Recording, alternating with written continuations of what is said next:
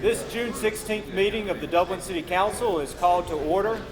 We will begin with an invocation followed by the pledge.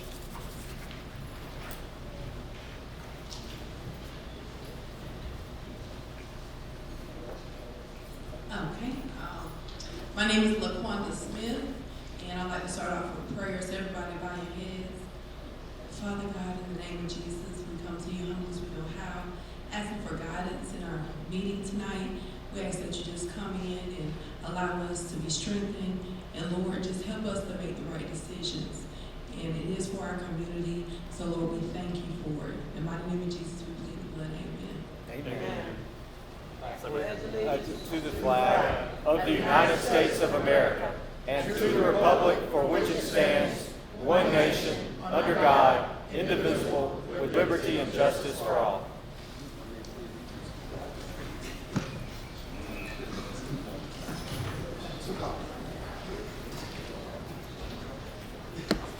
All right. First thing, I'm going to try to get the microphones working. There we go. I want to welcome everyone to this special town hall meeting for Ward 4 for the Dublin City Council. It's great to see everybody out here tonight. This is our effort to get out into the community and listen to your concerns and give you some additional time to make citizens' comments. We do have a pretty long agenda tonight, but we're going to get through that, and after the agenda is over, we'll open it up for citizens' comments. So we're going to get started with a special presentation. Mr. Powell, would you like to begin with a special presentation?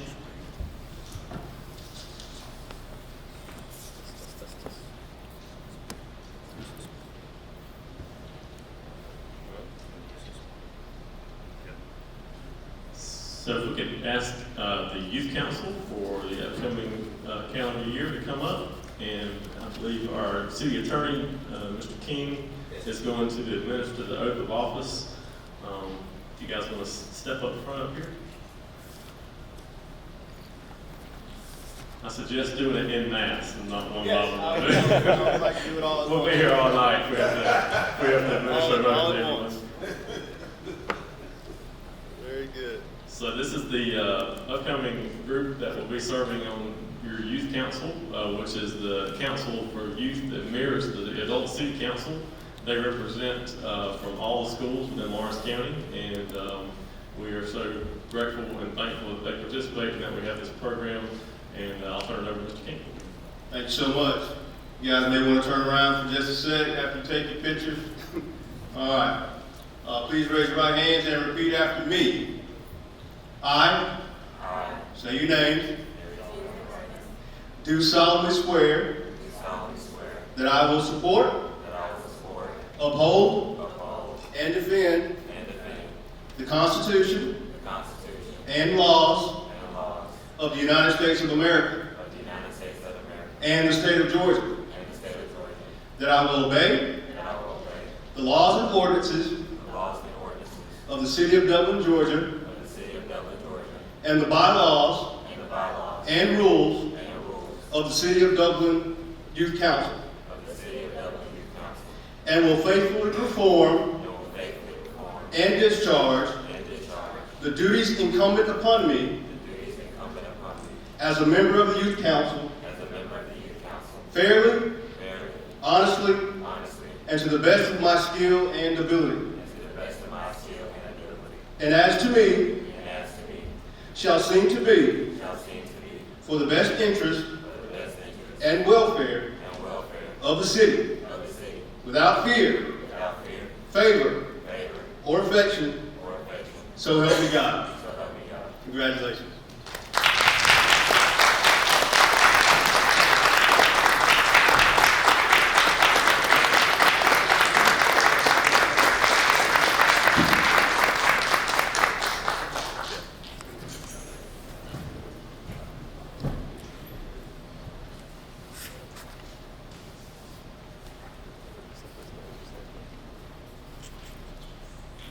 So if we, I think that the Youth Council wants to make a short presentation. Am I correct on that? You did. Okay. Are you going to use the mic right there? Okay. All right. We'll turn it over to you.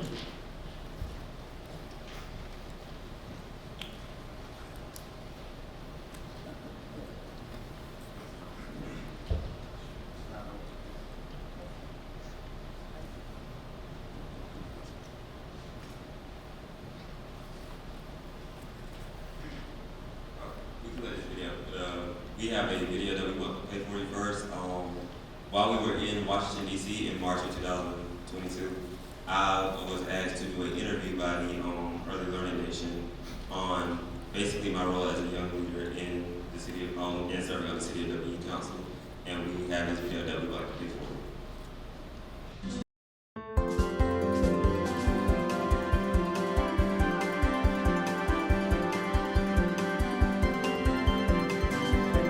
Darius, thanks so much for joining us in the studio. It's great to see you. Thank you for having me. It's great to see you too. So what year are you in school and what are your interests? I'm in the 11th grade right now and my interests are in law. Law. Law and government, yes sir. Law and government. What do you want to change with the law? What impact do you want to make in government? I definitely say one thing I want to change is our nation's criminal justice system.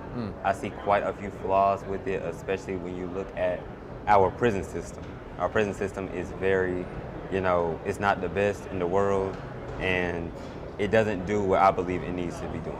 We're at a conference that is focused on education in part. Do you see the ways in which education, youth education, connects with some of the questions that you raise around our criminal justice system? Absolutely. What do you see? We often ask ourselves, how can we as youth, prepare ourselves for the future, prepare ourselves, and also prepare our current leaders for the issues that we will have to face in the future. That, in my opinion, is a issue that we will have to face in the future, our prison system. So taking on, how we will deal with issues in the future, that is something that will greatly give. Now, you serve on a few different councils and groups. You're pretty involved in a lot of different stuff, aren't you? Yes, sir. In these councils and groups, there are adults that you work with. There are. What do they not know? What do they not know about what the youth of America is thinking and doing? I would say they don't really understand exactly what it is, what our goal is. They struggle to see exactly what we're trying to lay the foundation as to what they want the foundation to be. It's completely different, and I think they don't see that, and that's kind of where issues come into play. When youth want to do one thing, the adults want to do one thing, and it's a lack of communication. How do you close that gap? How do you communicate or try to communicate in a way to bring, I first want to start with the adults. I'm going to ask you about your peers, about other kids as well. But first, how do you communicate to bring adults along to your vision? Often it's usually through just strong wording, just emphasizing exactly what it is that we want. I'll talk to my peers, gather, because I am the leader on my youth council, so I gather that information, take it to the adults, say this is what we want, this is what they want. So how can we bring that in between to what you want, what we want, make a merge. And what about those peers, the other kids, the other youths who are on the council? How do you communicate with them? How do you get ideas coordinated so that you can bring them forward? I act a very certain way when I'm very lively and trying to get things done. But when I'm serious, they get that. They understand, okay, this is the time he wants to actually get down to get the business. And also just, again, strong wording. I'm very, I emphasize my voice a lot. Good for you. In reading about you, learning about you, I came across that you also are very passionate about the COVID-19 vaccine and the importance of bringing along the Black community, the African American community, Yes, to sir. understanding. What motivated you on that, and what are you trying to do to help people understand what you want them to understand? I would definitely say my motivation is just hearing at school how people are saying, I'm not getting the vaccine because of this, I'm not getting the vaccine because of that. Kids or adults? Kids, and some adults as well, but mostly my peers are saying they're not getting the vaccine, and I wanted to understand why they weren't getting the vaccine. So that's what I did. I got the information as to why they weren't getting the vaccine, had a conversation with other youth along with NOC's CEO, Clarence Anthony, as to how to break these stigmas and what is the truth. Yeah, you had a video conversation with the CEO of NLC, didn't you? Yes, sir. Yeah, on the topic. Darius, what's next for you? What is next for me, that is still uncertain right now. Well, I don't mean like today or tomorrow. I mean, you know, we can go out, you know, a few years. Well, I do see myself in the future becoming a defense attorney. That is the short-term goal. My long-term goal is shooting for the stars, is to end up as a United States Supreme Court Justice. That would be outstanding. Yeah. You're sitting not too far from there right now. Yeah. Maybe we go walk over there afterwards, let them know that you'll be coming in Yes, sir. 30 years? Yeah, that'll probably be nice. Okay, we'll let them know. I think you'll get there. Yes, sir, I hope so. I look forward to it. Darius, thank you. Thank you for sharing your story and for coming to the studio to visit us. Yes, sir.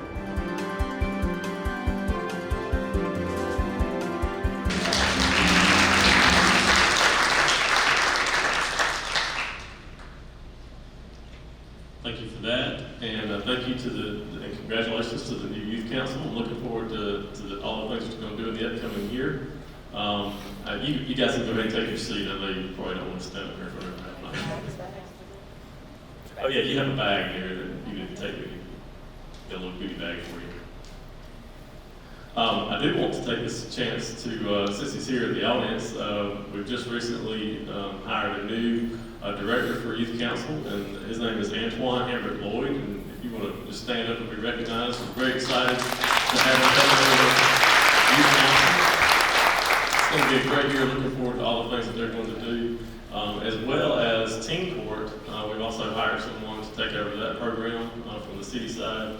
And that's Woodrow Carswell. I know many of you probably know him. He's a great man. And Mr. Lloyd is also great. They've got great personalities, and I think they're going to work well together to support each other and with their respective programs. I'm looking forward to see what they do in the upcoming year. All right, thank you for that special presentation, and Darius, look forward to seeing what you and the Youth Council accomplish in this next year. Hi, I'm Kyle Gerard with A+ Flooring and Construction.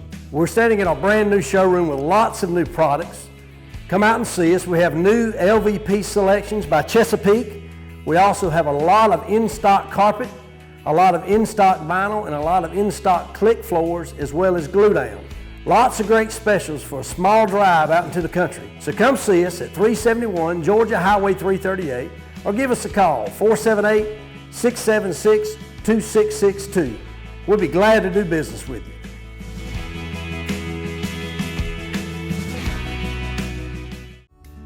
Interested in working with youth? There are positions available in Dublin. Email your resume to rddeal1@gmail.com or call 478-279-3174. Interested in working with youth? There are positions available in Dublin.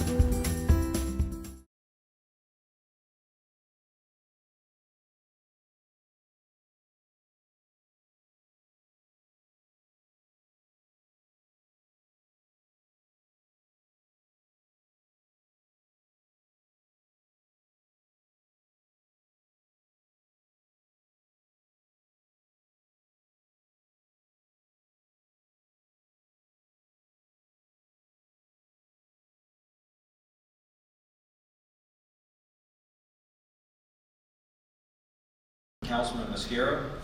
Second from Councilman Griggs. All those in favor, please say aye. Aye. Any opposed? The ayes have it. Moving on to item number 3 of the agenda, this is approval of purchases over $15,000. Mr. Powell. We have several purchases. The first is for the relocation of the green metal building that is located at Stubbs Park.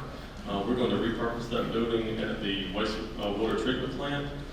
We have received a couple of quotes, and the low one was from Dublin Industrial Services in the amount of $53,800, and that includes the labor to relocate the building as well as the site prep at the wastewater treatment plant for that. The next item is we received one bid from Delta Municipal Supply for water and gas meters. The total amount is $340,609. This is for 780 water meters. And it's also for 1,050, I believe it is, gas transmitters to convert gas meters to the radio read. And staff asks that you award that bid to Delta Municipal Supply. The third purchase is for police pursuit vehicles. In the budget that council approved, it included the purchase of 8 new police units. We received bids from Wade, Ford, and Smyrna was the low bid for 2022 Ford Interceptor Police Pursuit SUVs. The price per vehicle is $56,256.54. The total for all 8 is $450,052.32. And staff recommends that you award the bid to Wade, Ford, and Smyrna. The next purchase is for an HVAC unit for City Hall. Some of you may have been in City Hall recently to pay your water bill, and the air is not working in this heat, if you can imagine. And so we've had a lot of trouble with that unit up on that side of the building. It was struck by lightning a little while back, and we've just been having nothing but problems with it since then. So we've got a quote from Middle Georgia Mechanical to replace it with a 14-ton Yanmar natural gas system. And the total quote with labor to install is $48,784, and we ask that you approve that. The last purchase is for asbestos and lead paint assessment services for the existing fire stations. We're getting ready to do some renovation of those and need to have an assessment done by some professionals to tell us about any hazards that might be in the building. They were built, several years ago. And before we get in there and start doing any construction, we need to know what we're dealing with. The total cost is $2,972.20, and the company is Alternative Construction and Environmental Solutions Incorporated. And staff recommends that you approve these purchases. Okay, thank you for that overview, Mr. Powell. Do we have any questions of staff from council members? On the metal building, is that going to be set up just like it is, or is it going to be an additional cost? No, it's going to be set up just like it is. Yeah, that bid price includes the foundation at the wastewater plant. That's right. As well. Site prints, they just put it there. Any other questions for staff?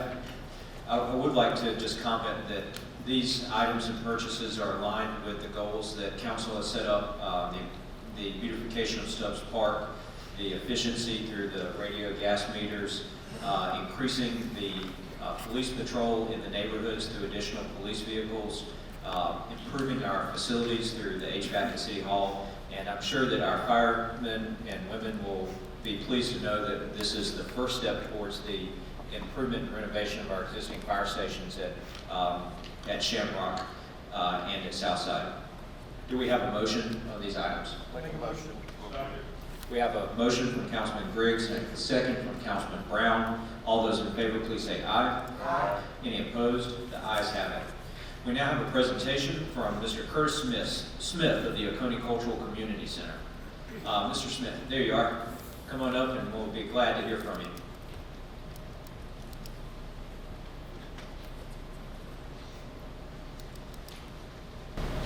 Good afternoon, everybody. First of all, I'd like to thank this council for allowing me this space on the agenda. I've been informed that we won't be able to show. I have several videos that are prepared for us. We won't be able to show them tonight, maybe at a later time. This initial video here, what I'm talking about is the community center for down where I work at the community area. And I don't want to have the opinion that it's a Southside community center. I'm talking about the other community center where it's available to any and everybody who wants to use it. Here I'm talking about talking about our space for like the video to run. You see, we got kids that are exercising on the stage area. Reason being because we have another section of kids right in front of them scrimmaging basketball. We're hitting on basketball. That's not all we do. Then on the far end of the board, we got older kids. And so I'm proposing that, if we had the space, we be able to get these kids in and they get proper training and be able to have the area, the space they need to get a great workout in. We just finished, during here, we just about an 8-week camp with some really good help. Both coaches from Dublin High School here, the boys, assistant coaches, people that have played the game a long time. And we also work with the Highlands Art, we work with over here she has a dancing group, she has other areas that she work in, they come in. We had yesterday 80 people from community mental health coming into the building, so we're not just basketball. And my thing is that we need the space, like I said, for the community. We need to dig in a large weight room. We got a room about the size of that little block area over there.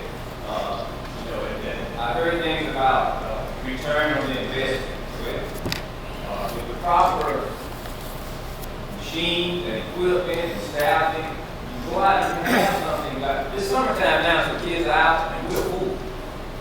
We're full. It can be like that most of the time. You know, you can engineer programs where you have after-school things for kids to do as well as adults.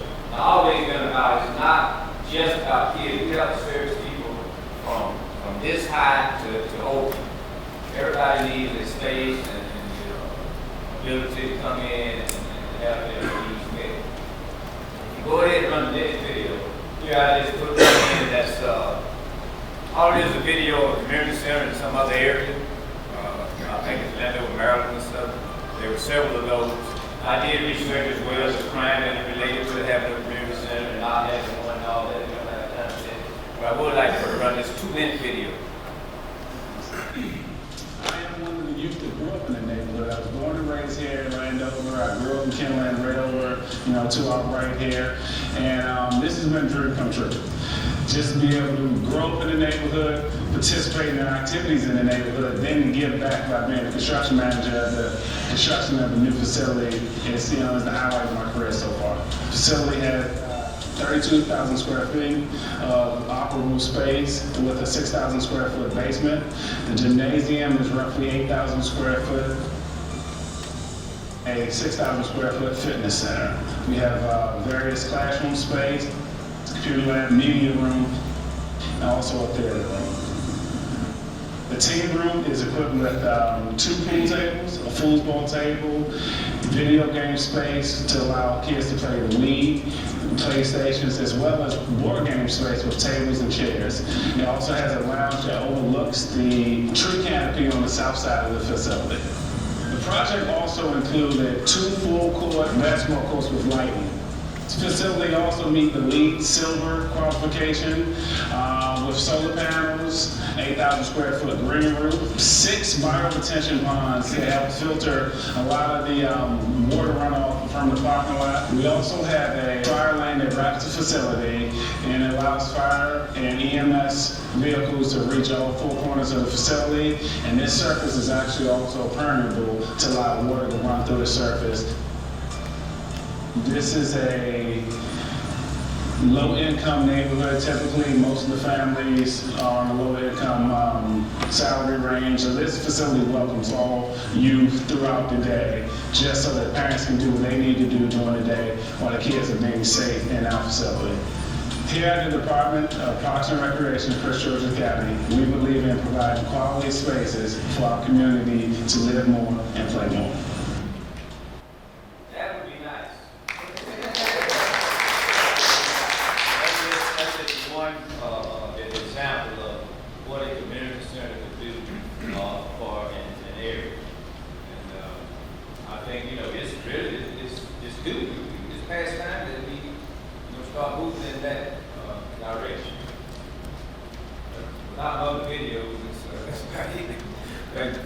Thank you for that presentation.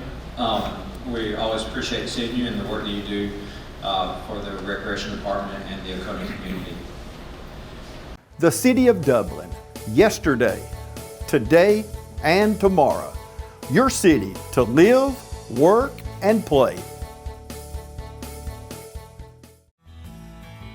Progressive Rural Telephone Co-op offers a full range of communication products and services to its members in Lawrence County and surrounding areas. We take pride in being your total communications provider, and we work hard to provide quality services at the best prices. In addition to offering phone service, we provide high-speed internet and digital high-def TV. And we always strive to put our members first. Progressive Rural, your total communications company. Small enough to know you, large enough to serve you. ProgressiveTel.com. Call 478-984-4201 or stop by 890 Simpson Avenue in Rennes. Progressive Rural Telephone Co-op.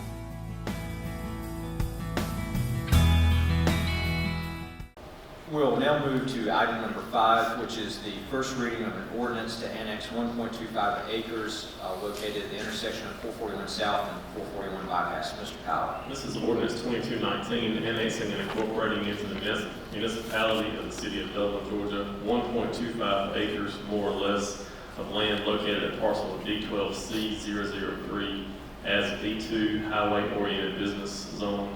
As the proposed uses for a restaurant. This is where the Pickle Barrel is going to be located. It is at the corner of the 441 bypass and 441 south here in Dublin. This is the first reading. I was going to say, this is just a first reading, so there's not going to be any public hearing or action from council on this item tonight.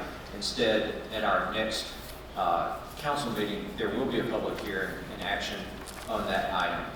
We'll now move to item number 6, which is discussion and action on an intergovernmental agreement with Lawrence County regarding this annexation proposal. Mr. Powell. Yes, this is an intergovernmental agreement. The property where the Pickle Barrel is wanting to annex in the previous item is not contiguous with the city of Dublin's city limits, and that's fine as long as we enter into an agreement with Lawrence County and both governments agree that the annexation should proceed.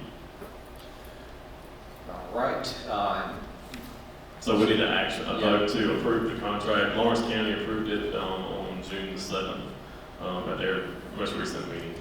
Make a motion to approve the intergovernmental agreement. We have a motion from Councilman Colby and a second from Councilman Jones. Is there any discussion on the motion?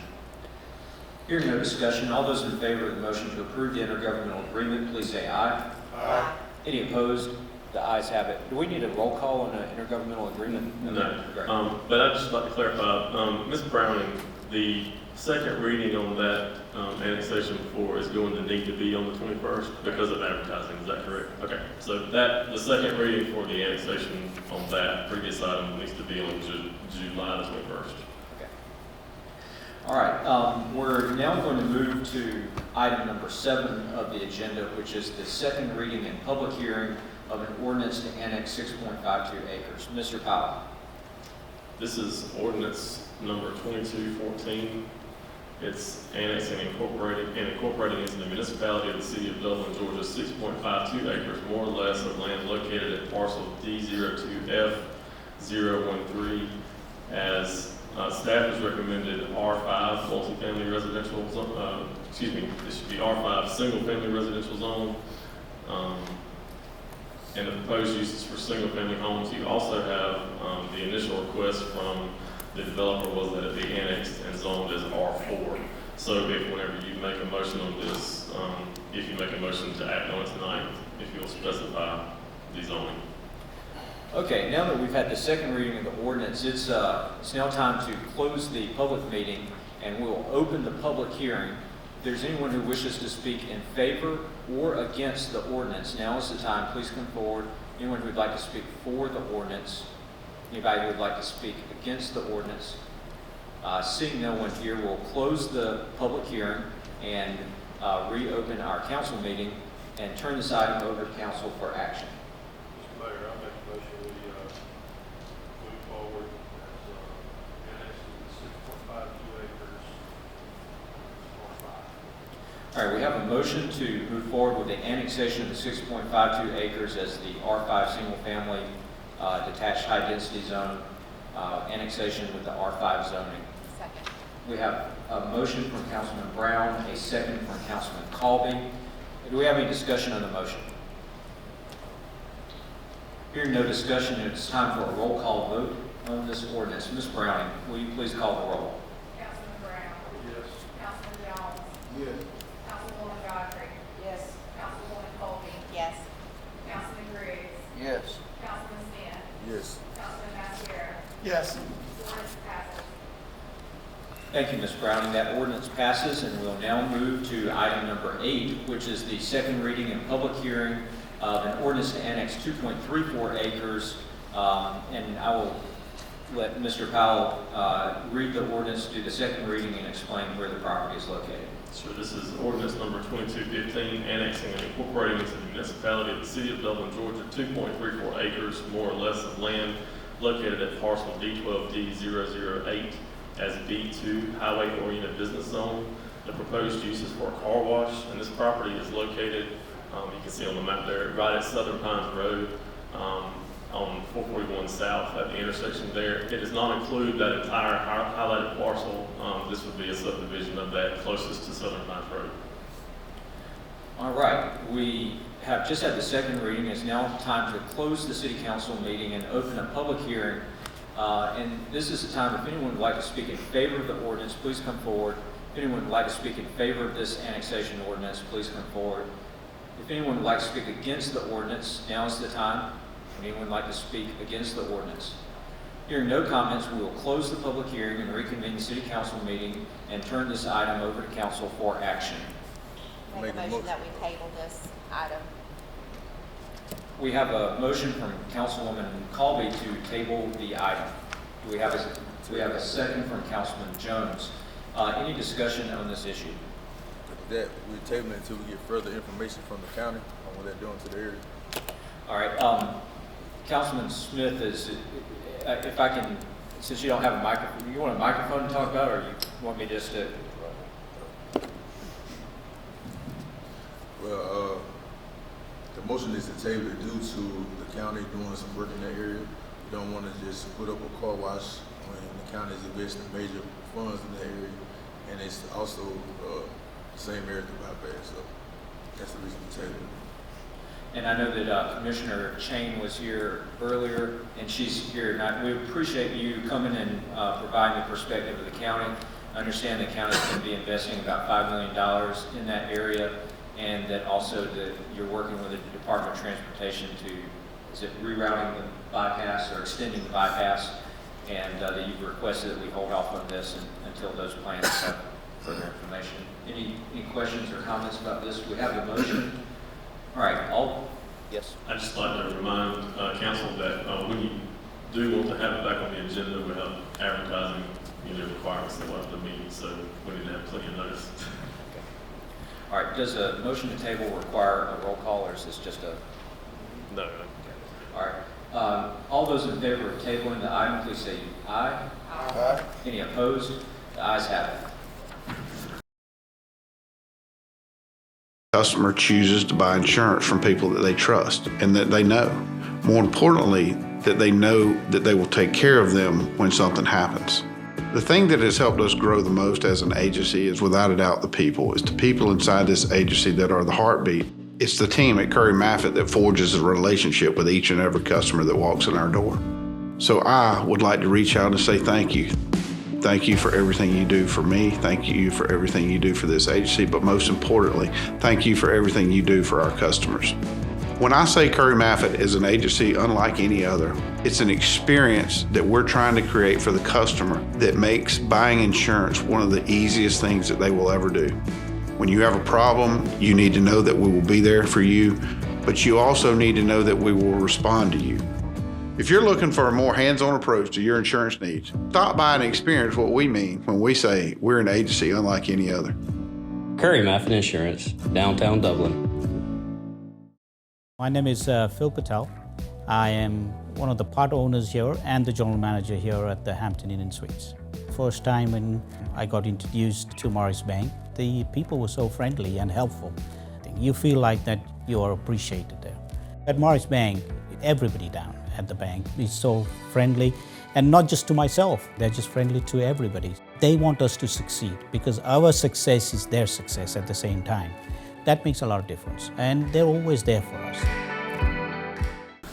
We'll now move to item number 9 on the agenda, which is the second reading and public hearing of an ordinance to annex approximately 4 acres of land for multifamily residential. Mr. Powell. This is ordinance number 2216. It's annexing and incorporating into the municipality of the city of Dublin, Georgia, 3.899 acres, more or less, of land located at parcel 099B 136 as R4 multifamily residential zone. The proposed use is for multifamily housing. This is property that is located just off Pilot Place on the corner there with Airport Road, directly behind Walmart. Okay, we've had the second reading, so now it's time for us to close the city council meeting and open a public hearing on this annexation request. Is there anyone who would like to speak in favor of this ordinance? Anyone who would like to speak in favor of the ordinance? Thank you.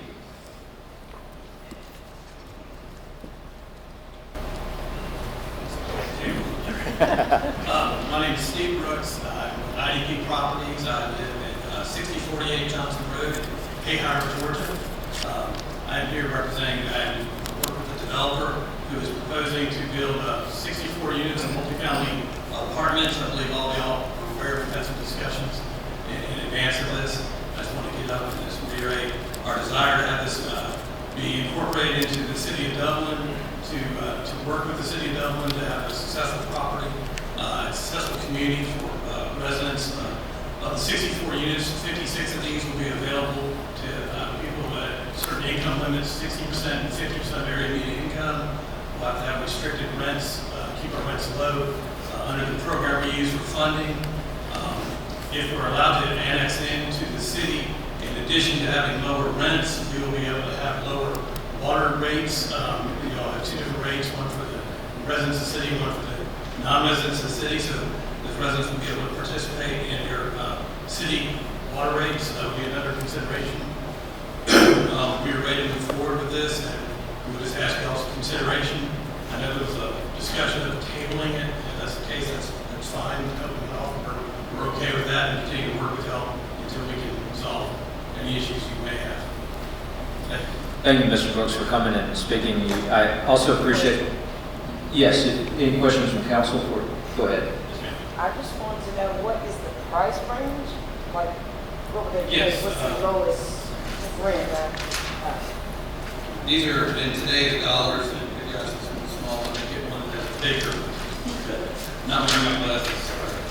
A one bedroom would be about $465 for the lowest.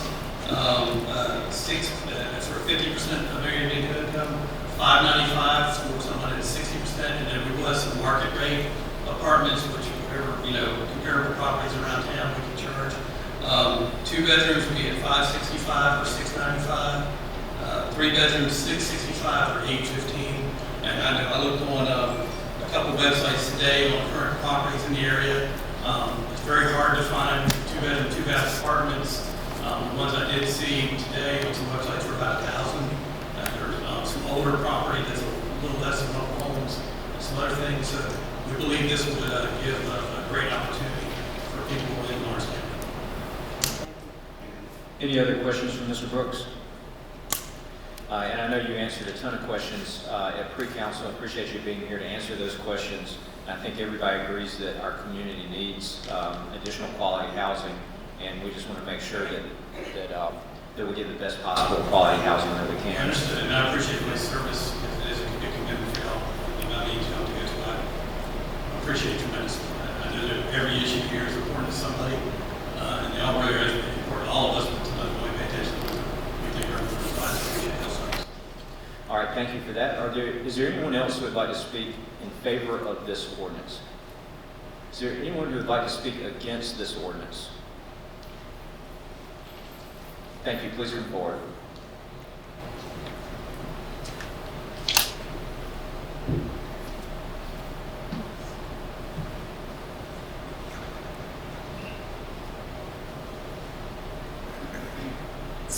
My name is Alan Graham. I will be talking there directly adjacent to this property. And at one time, I owned about 95% interest in this property.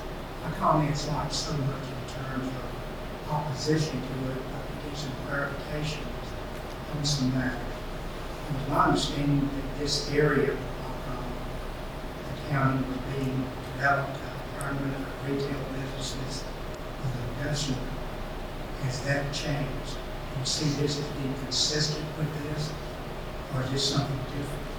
How does this fit in with the retail spaces that you're trying to develop in that area? The city spent a lot of money running water and sewage out that way for particular uses. This committee would appear to be a very different type of use, going in a very different direction. The second issue is that over the years, people have tried to develop that property a number of times, including some members of my family. There's two apartment complexes that tried to put there in the past. One of them was my guy in Dublin, who was a cousin, Charles Wolf, who lived in modern homes. They found out that it simply had too much water use some pictures of that.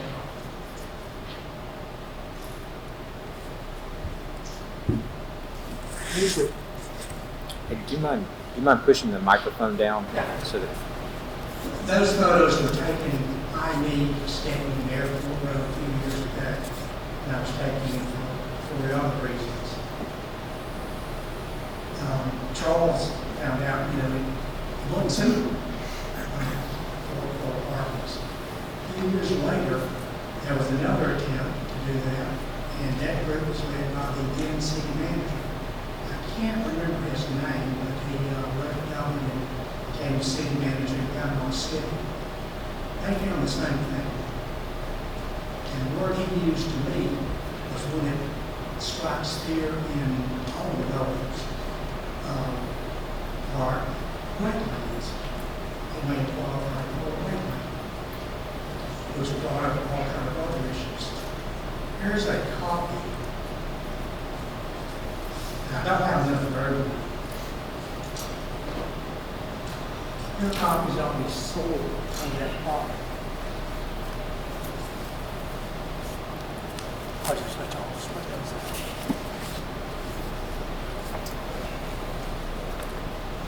This particular map is taken from Tax Assessor's website. That is based upon the page 3.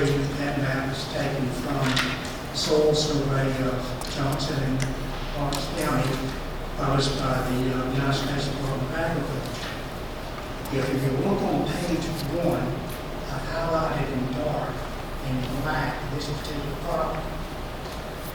I circled in a black pen an oval that says GR. GR is a type of soil.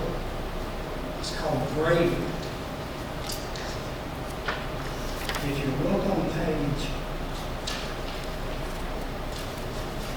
4, you see what gradient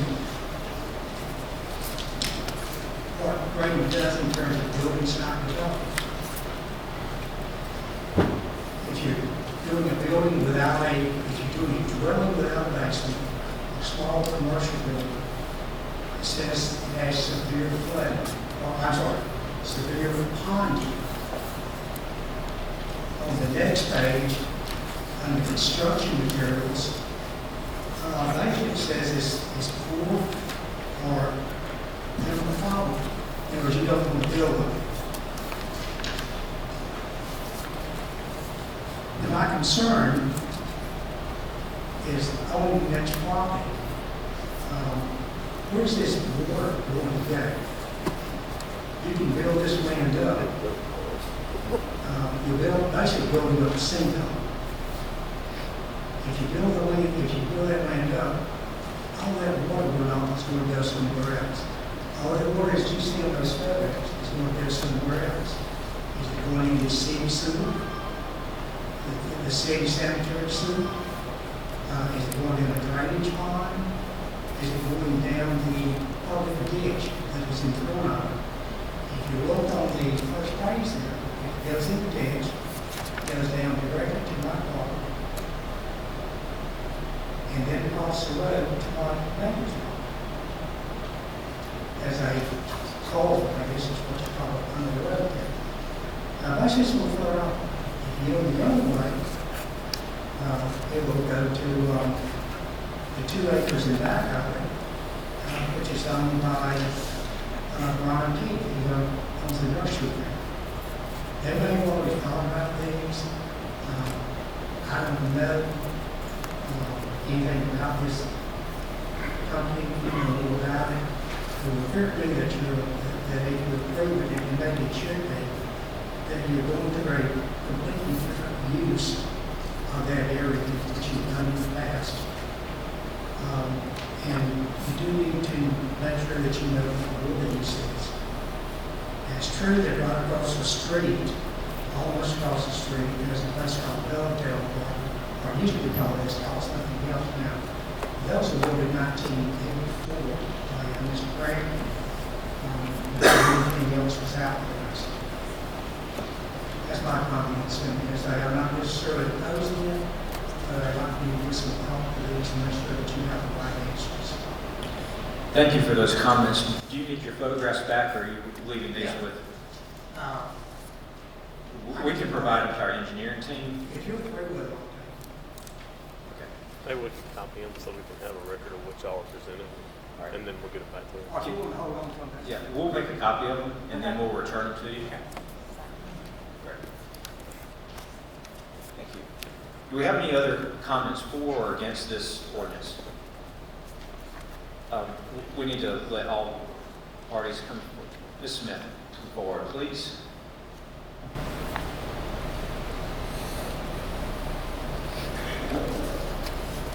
Still a little short. Good afternoon, everyone. I am Brenda Smith, and I am the Executive Director of the Dublin Housing Authority.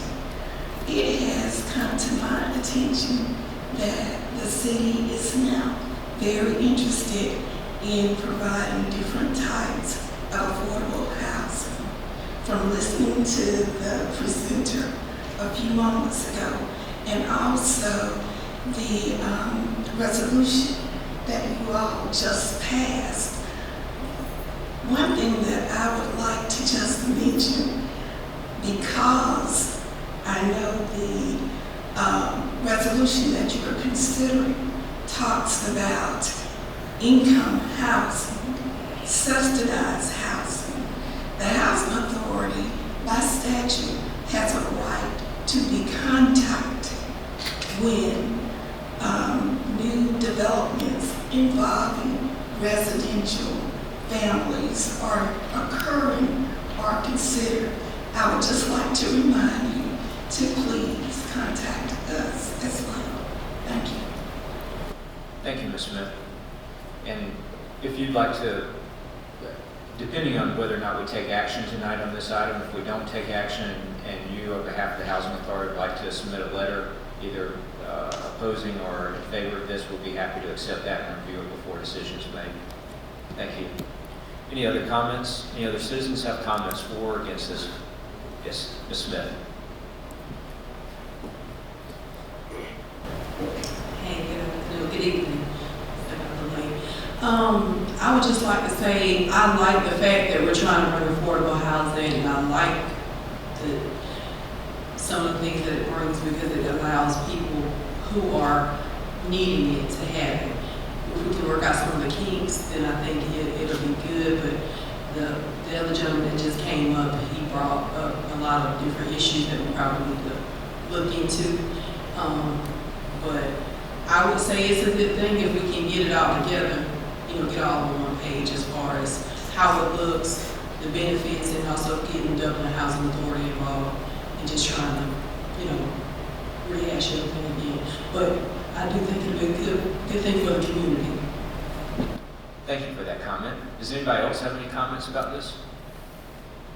This is public's opportunity to comment on this annexation. Anybody else want to comment?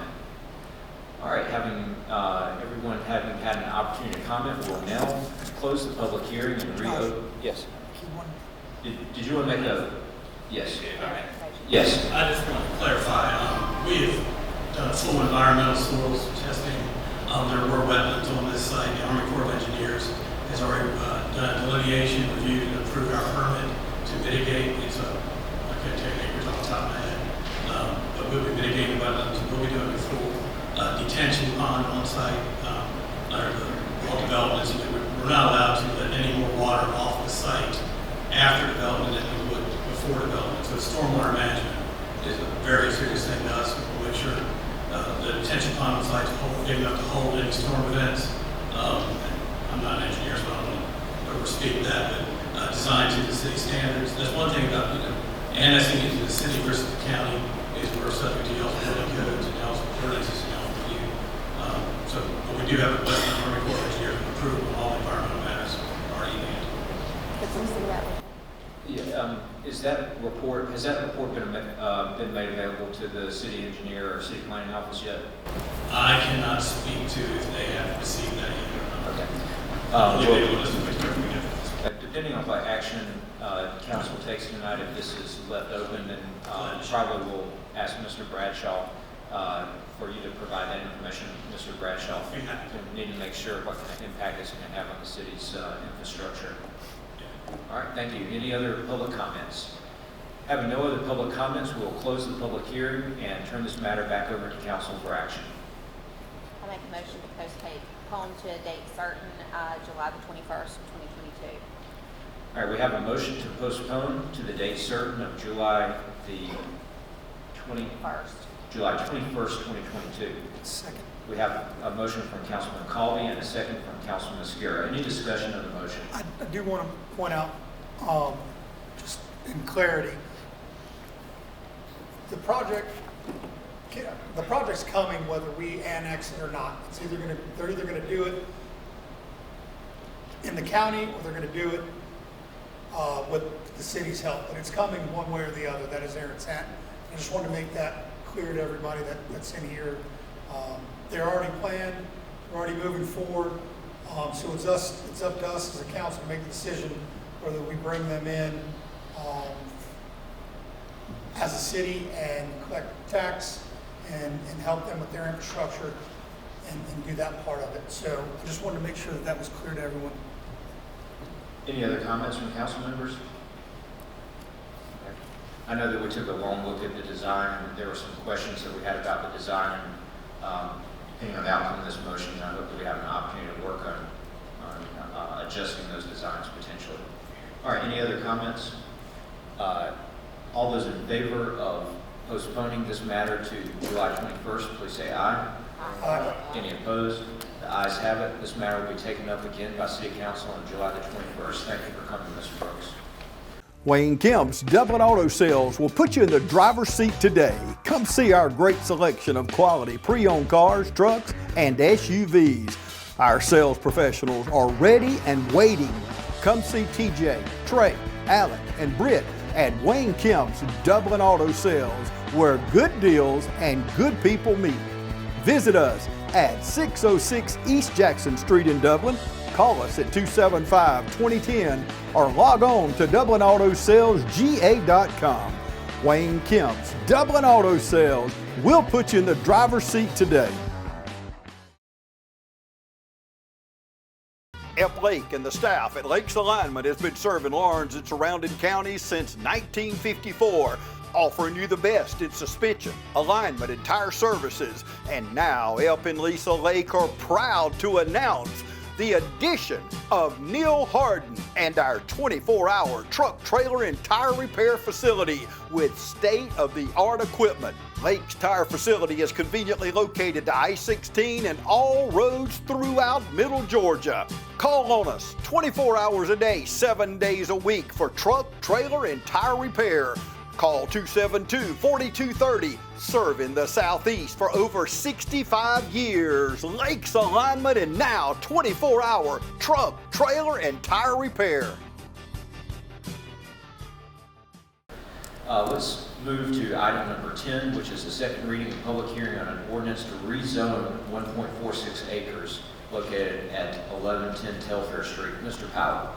This is ordinance zoning map amendment 2217, an amendment to the official zoning map of the city of Dublin, Georgia, as previously amended for the purpose of rezoning 1.46 acres, more or less, of land located at 1110 Telfair Street, Dublin, Georgia, from B2 highway-oriented business to M1 warehouse business and light industry zone. The proposed use is for manufacturing, and this is a property on Telfair Street, which is, you may be familiar, there's right there just up from Kersey Lane, there is a car wash there, and you can see on the map that this property kind of encircles the gas station that's there, and Steel Fab is the applicant here. Okay, that is the second reading of the ordinance, and it is now time for the public hearing. We'll close the city council meeting and open the public hearing regarding this rezoning ordinance. If there's anyone who'd like to speak in favor of the ordinance, please come forward. Is there anyone who'd like to speak in favor of the ordinance? Thank you, Ms. Best. Let me just clarify while she's coming up. James Kitson is actually the applicant in this case, but I believe Steel Fab may have an agreement to get the property. Correct. So last time I'm from your properties in Dublin, representing our client Greg Hicks as well as our customer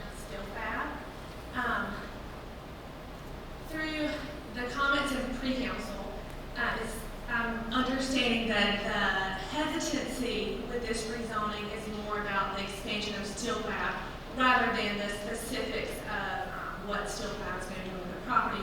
In the folders that I gave to all the council members, you'll have examples of the fencing that's going to be used or that's proposed to be used, the landscaping and all of that stuff. But what I really want to urge council to do, and I know that the city council has worked with Tara Bradshaw and planning and zoning, that there is a big beautification plan in place for our city, which I think is wonderful. And I do not know all the ins and outs of that plan, but I trust the city council to make the right decision for all rezoning to be in line with that plan. There are some things that I would like to bring to consideration for those decisions. So the property is listed for sale for $135,000. Steel Fab has got some quotes to demo the current car wash on the property, and that's going to cost at least $110,000. Steel Fab is ready and willing to do this work, so I would like the council to consider, if Steel Fab does not do it, what this property is going to look like going forward. I've heard a lot of talk tonight about land use and the best use of properties in our city. So if Steel Fab does not do this work, I would just like the council to consider what the plan for this property would be. Does the city have the funds to go in there and do something with the property? Again, I don't know the answers to these questions, just something that I would like to be considered. Also, in pre-council, it was recommended that the idea of Steel Fab relocating be discussed. And I would like to point out that asking Steel Fab to move is going to be a lot more than just purchasing property or exchanging properties. There is a huge infrastructure there. Their plant is very involved, lots of machinery, lots of buildings. So moving the property, I think, is going to be a very cumbersome and a very expensive process. They're here now, like we've all discussed, whether or not that's what the preference is. They're here now, and they are a great employer of our community. So I think them expanding it brings more jobs, and it expands their ability to provide for our community. Voting this down does not get rid of Steel Fab. They're still going to be there. So I would like for the council to not make this about whether or not they love Steel Fab and whether or not they want that business there, but to make it about the use of this land and what it can look like going forward. Thank you for those comments. So are there any questions from, would you like to take questions or? Sure, yeah, I'm glad to take questions. Question for you. You still in Steel? I do, yes, The sir. Steel Fab around, you heard that dropping oil all night. You wanted them to expand around your neighborhood in your house? I do hear the noise, and I understand, because I live on the perimeter of Stubbs Park, and my husband and I have discussed, we understand, we don't live as close as I know some members of the council do, and I understand that there's a noise issue there, so I do understand where the issues, or the hesitancy from council is coming from. Thank you. Thank you for that. Any other questions? Thank you, Mrs. Best. Anyone else want to speak in favor of this ordinance? Anyone want to speak in favor of the ordinance? Would anyone like to speak against the ordinance? Yes, please come forward. My name is Teresa Holiday. I wanted to come because I did listen to it, and I don't live in the area, but I operate throughout and about that area, as well as kids that I deal with, families that I deal with, and my clients being transported back and forth. And I'm against it because several times that we've gone through there and the trucks are coming out, there's a bad entrance accident waiting to happen, and I'm surprised it has not. There's a restaurant that's right across the street from there, which is Blue Ann's. Her business exit is awful because everybody's trying to go out from Steel Fab and everybody's trying to go out from her business. And even when they're getting off of work, it's like a race to get into the street, as well as the noise. And you know, I know that council is here for our city to be built up, and you know, we don't have a lot of residency here. and we don't have a lot of businesses here. And I agree, you know, it's a business that's been there for a long time, but I think it's an awful area for a business that's been there and has not only once taken away from homes that was in that area, but also is near our housing authority homes that are in that area where kids are constantly playing, and nowhere that they reroute or take over is gonna be where it's not near those kids going out and about and playing. And even with that, you know, elderly that are transporting in the mobile wheelchairs and things like that, you know, I know it can happen anywhere, but I just think that that little bit of huddle of land is just too risky of a place for us to keep allowing it to be rebuilt and added to it. And it's added to not homes somewhere for someone to live, but areas that are sharp metal and these kids can get on and play on in the event the businesses are not open and get cut. I mean, I'm just, you know, I know I sound a little passionate about it, but you know, y'all know me, I'm all about family and people and these kids in this area, but I just think, you know, Steel Fab needs to think about that. You know, I know they're a multi-million-dollar whatever business, but I think they need to think about, you know, not just business.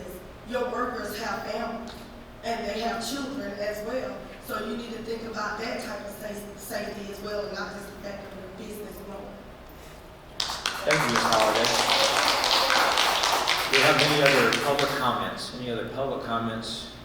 Yes.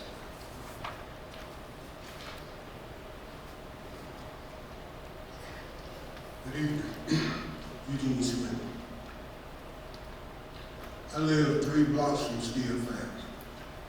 I used to live in the county. I raised my kids in the county, and I moved to town. I said, I'm from Gator Dublin Village. I said, I want to go back to town. So I bought a lot. I demoed a house.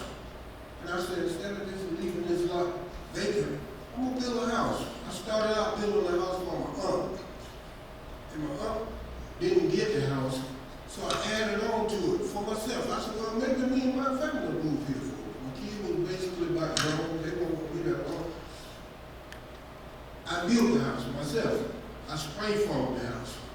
You know, spray foam is supposed to be the best insulation that you can put in a house. Even that won't keep the noise out of my house. 4 o'clock in the morning, bang, boom. I'm like, what in the world? You know, it's going to become like roosters. Steel Fab is, you know, growth is great. I commend you with your growth and business, but sometimes we outgrow the area. You know, it's like wearing a 6-size shoe, and now you go to your feet is a 12, and you're still trying to wear a 6. You know, they've outgrown the area. The scriptures say, no greater love than this, that a man lay down his life for his friends. And then one asked the Lord, said, Lord, what is the greatest of the commandments? And he said, there are 2. He said, love the Lord thy God with all thy heart, soul, and mind. And he said, the second is like unto it, love thy neighbor as thyself. You see, when you live in these areas, and you put your heart, and you put your money and your investment in our kids, you wouldn't want that banging and booming. You know, growth is great, and I commend. They got to be doing a good job because they're growing. But sometimes we outgrow our areas. That's an article, and it happened in Philadelphia. And this article is about pollutants. It's killing African Americans. Pollutants. Pollutants is those chemicals that's coming off that metal that you can't see, but you are breathing it. You can't. It's like coronavirus. You can't see it, but it's out there. And that's what those pollutants are. The metal. Council, we ask that you put your home in that location. If I was living there, would I want it? You know, growth is great. Consider us residents. You know, we got developers that are coming asking for permits to develop. Where are they developing? In the county. Why? Because the city don't have good lands.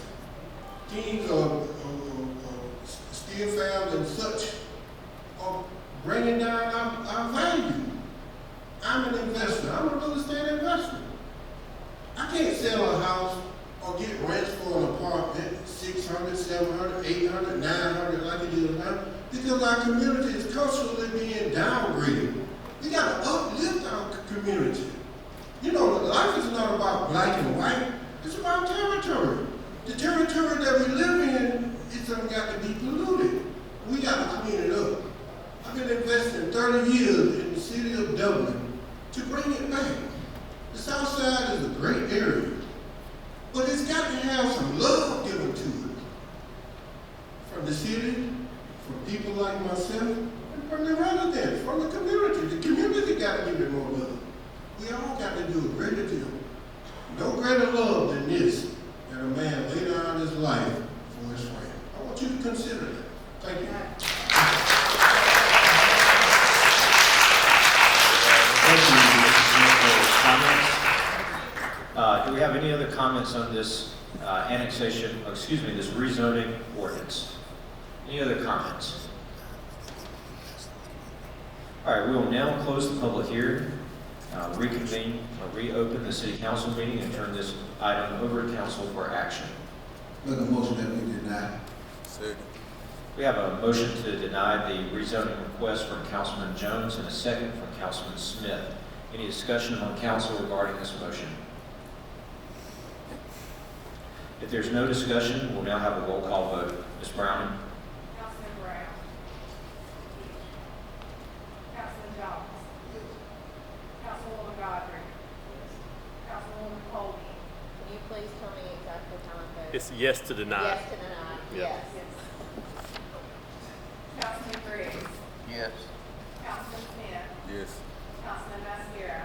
Yes. All right, the ordinance is denied, and we'll be, pursuant to our discussion at pre-council, we'll be asking our liaison to the Development Authority, Councilwoman Colby, to be discussing with the Development Authority any opportunities for relocating steel fab and how the city might be able to assist with that. Again, that's just to begin a discussion about that. We don't know how that might happen or what that might look like, but it's clear that the operation of that facility in that neighborhood is becoming a problem for that neighborhood and has been for a while. So hopefully we can do something positive.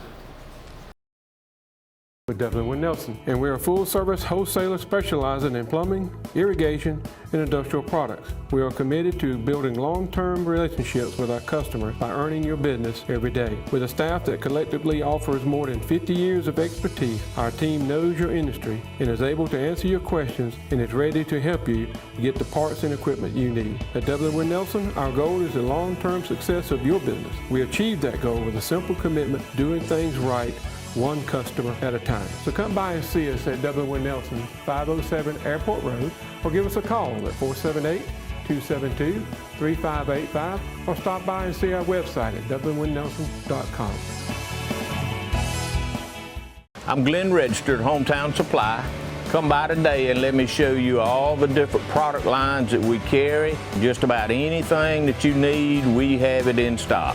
We do financing, we deliver just about anything a customer needs for us to do, we do. Come by and let me show you what sets us apart from all the rest. If you can't do business here, you just can't do business.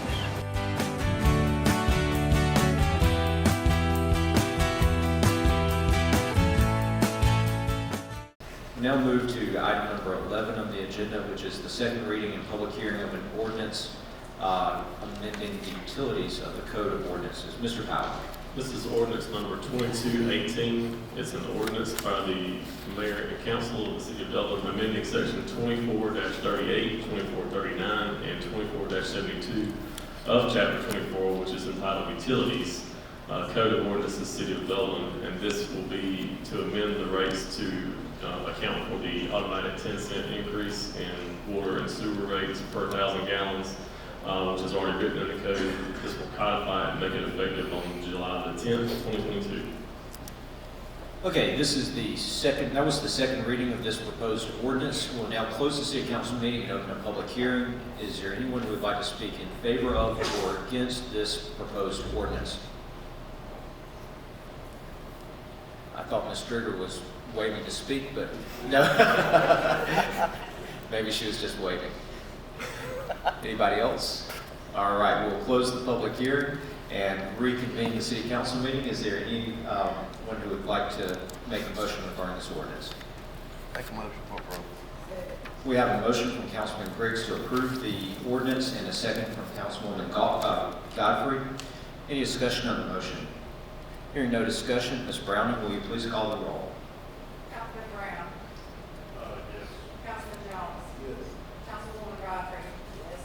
Councilwoman Colby. Yes. Councilman Griggs. Yes. Councilman Smith. Yes. Councilman Mascara. Yes. Ordinance passes. All right, we will now move to item number 12 on the agenda, which is discussion on an agreement with Thomas & Hutton regarding the engineering design of the Jackson Street crosswalk. Mr. Powell. This is an agreement for engineering services to help with the design and implementation of the right-of-way to shift the existing crosswalk that's right there off of West Jackson Street, to make it align with the main entrance to the Jackson Street Plaza, to make it safer for pedestrians to cross. I don't know how many of you tried to cross right there, but those big trucks that come through don't always pay attention. And so Thomas & Hutton has submitted some proposal for $58,000 to help us with the GDOT permitting and come up with the design for this project, and staff asks that you approve the agreement. All right, you've heard Mr. Powell's discussion of this, and Mr. Daniels indicated that the funding for this is from the 2006 plus. Are there any questions for staff and council members regarding this item? Yes, can they remind us of the project cost estimate? Cost estimate, I think, Mr. Kelly, did we have one? Right around $200,000 is the estimate. That's correct. Right, so this is GDOT's right of way, so we're going to have to get their permission to do whatever we do there. How detailed, or if it's a raised crosswalk there, what they'll allow, we're just going to have to see what they'll approve. And so the cost of the project will depend on what they actually let us do. So will the design cost be also based on how intensive this design is, or the design cost is regardless of whether we're able to do a very simple crosswalk or a raised platform median? If Mr. Kelly from Thomas & Hutton is here, and he can give us specifics on that. So the design is assuming that we're going to do the raised crosswalk. And again, that'll be part of the negotiation with the DOT. Our design will be for the raised crosswalk. But again, if they would let us do that, then we have to back up. So we're not able to get approval of raised versus not before we complete a design? We're gonna work through the concept first, yes. So if it is a point where we don't have to do the raised, then yes, it would be cheaper than that. We're still got to survey everything, which is part of that cost. There's still work through the concept. But on the design side, yes, we don't do the raised, and the order median, and it would be less than that. But so that's a not to exceed number. Okay, thanks for that clarification. That is a not to exceed number. I think that's helpful. Any other questions for staff or for Mr. Kelly? Thank you, Mr. Kelly, for coming to Dublin to answer questions about this. If there are no other questions, I'd ask for a motion. We have a motion from Councilman Brown and a second from Councilman Griggs. All those in favor, please say aye. Aye. Any opposed? The ayes have it. We now move to item number 13. Are we at item 13? Item number 13, which is discussion and action on an agreement with the Municipal Gas Authority. Mr. Powell. This would be an agreement with the Gas Authority, the Municipal Gas Authority of Georgia, which we are a member of, and actually have board representation on for a gas engineering services pilot program. This is kind of a twofold thing. They're going to provide at a rate of $300 per month ongoing services that include monthly gas system operating reports that would give us the necessary information we need to make mandatory reporting that we're required to for our lost and unaccounted for gas within our gas system. As well as the second part of that is that it would provide an as-needed service of a gas engineer for those projects. When they do arise, that we'll need one at a set rate, and that is $110 an hour. Staff asked, this is a pilot program the gas authority's doing, and we've been asked if we'd like to participate. We're one of the few municipalities that's been offered the invitation, so staff thinks it's a great idea, and we'd like to ask council to approve. All right, thank you for that explanation. Councilman Jones and I attended a training session at the Municipal Gas Authority headquarters up in the Atlanta area a couple months ago, and I think it was a very impressive operation, and they gave us a good bit of information about how their consulting services can help our local gas system run more efficiently. Are there any questions for our staff regarding this proposal? If not, then we can have a motion on this agreement. So moved. Second. We have a motion from Councilman Griggs and a second from Councilman Jones. Was that correct? Jones. Yeah, from Councilman Jones. All those in favor, please say aye. Aye. Any opposed? The ayes have it. Moving to item number 14. This is discussion and action on an agreement with Georgia Power for lighting for the Stubbs Park sign. We just recently had the sign at Stubbs Park, the wooden sign there that's right there off North Church Street, repainted. And staff was asked to look into getting some lighting there so it could be seen at night to help beautify the area. And Georgia Power has given us an upfront cost of $1,500 to get the power to the sign as well as for the lights, and then there'll be an ongoing cost thereafter added to our. We already have a large bill we pay for power for all of the street lights in town. This would add $50.48 a month for that light. All right, thank you, Mr. Powell, for that. Do we have any questions for staff regarding this? I do have a question. The $50.48 per month, does that include power charges as well, or is that just the fee for the lighting itself? So as I understand it, the $1,500 is to get the power and the light fixture there. And Mr. Bradshaw's here, you can correct me if I say something wrong. And then the $50.48 is for the service for that light, the electric service every month. But then, Georgia Power, if something happens to the light fixture, they come and replace those. And so those costs are built, and it's the same with street lights. They'll come put them wherever, they just charge you a monthly fee for it. But does the monthly fee include power?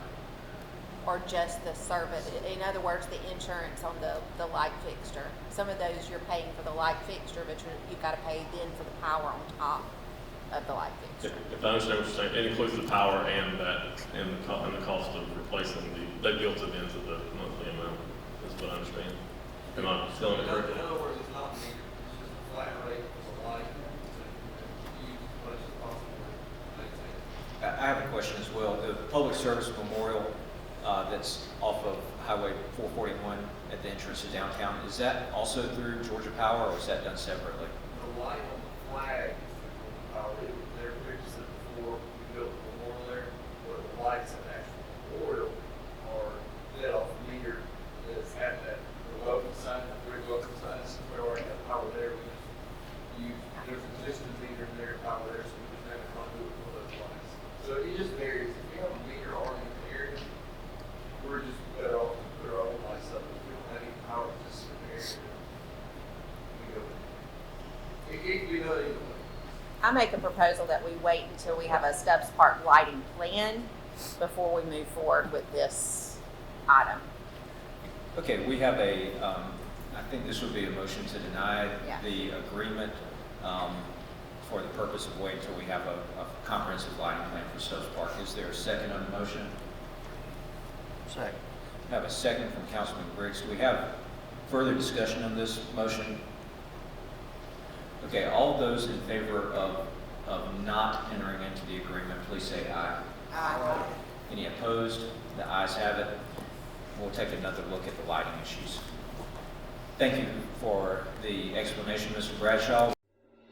When you start with career training at Oconee Fall Line Technical College, you'll discover a diverse student body, strong students who are focused and disciplined, and a caring environment that gives you a vision to succeed. OFTC's 130-plus programs will prepare you to start a new career in 2 years or less. Plus, it's affordable. Ready for a successful career? Start with OFTC today, online or in person.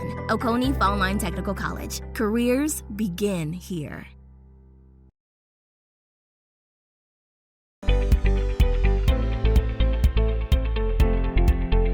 When your ability to get up out of a chair, stand, walk, and do routine activities without hurting every day, having to take Tylenol, Motrin, or leave to get through the day, then it's time to come see us. Again, if you're avoiding activities, you're not going to do things with your friends or your family or your children, then you should not let it impact your life like that. We have things from medications to injections to surgery. A lot of people, I think, are scared to come see us initially because they're not ready for surgery. 85% of the people that I see in my office, I'm treating with something other than surgery. It's that small group of people at the end of their disease that are getting knee and hip replacements. So don't be afraid at least to come and let us check it for you.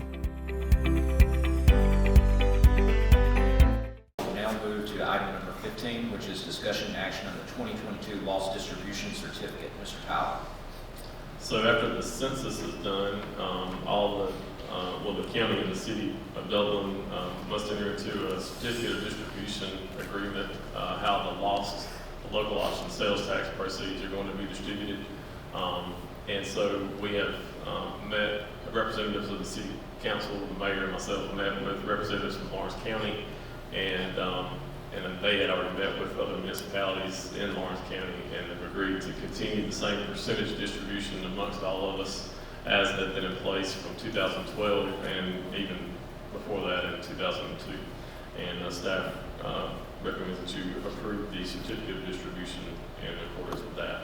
And just so everybody knows, the percentage that comes to the city of Dublin is 34.1527% of all proceeds. All right. Are there any questions for staff regarding this? Do we have any comments from staff, from council members regarding this loss certificate? I know, again, Commissioner Chang, we appreciate you attending pre-council and discussing. The commissioners, I believe, have tentatively approved this renewal of the distribution. Any other comments or questions? All right, do we have a motion? Make a motion. We have a motion from Councilman Scarrow and a second from Councilman Jones. Any discussion on the motion? All those in favor, please say aye. Aye. Any opposed? The ayes have it. The next item is discussion and action on board appointments. Tonight we have one board appointment for the Dublin-Lawrence Development Authority. The current joint appointment is Guy Cochran. This is a joint appointment from the Lawrence County Commissioners and the City of Dublin. Our understanding from Commissioner Chang and the Commissioners is that they are recommending the reappointment of Mr. Cochran for an additional term and ask that the city join in that reappointment. I would recommend that we do that and would nominate Mr. Guy Cochran for an additional term on the Dublin-Lawrence Development Authority. We just need a motion from council. Make a motion. All right, so we've got a motion from Councilman Griggs and a second from Councilman Brown. All those in favor, please say aye. Aye. Any opposed? The ayes have it. It's now time for citizens' comments. You've been with us for a while. It's almost 7 o'clock, but this is your opportunity to talk. Good to see you again, Ms. Stringer. And, before, if you don't mind, if I could just make a brief comment. I forgot to say this at the beginning. Is there anyone here from Liberty Baptist Church? I want to thank you for offering this facility tonight. This is a fantastic location. I haven't actually been in the building before. I'm very impressed. You have a first-class facility here, and we certainly appreciate you welcoming us here. Thank you. And this has been a great opportunity to get out in the community. I appreciate you helping us with that. Ms. Durger? Thank you, Mr. Mayor. Good evening, everyone. I believe this is probably the second or the third council meeting that we've had, where we've had someone to come in and speak about developing a city of Dublin community center, okay?